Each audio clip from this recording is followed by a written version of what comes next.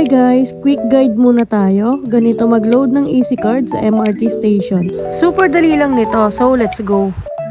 Una ay hanapin mo yung ticketing machine, usually kulay blue or yellow siya at makikita mo agad yun malapit sa entrance ng MRT gate.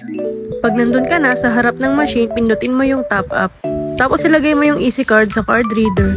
Tapos wag mo na galawin para ma-scan ng machine.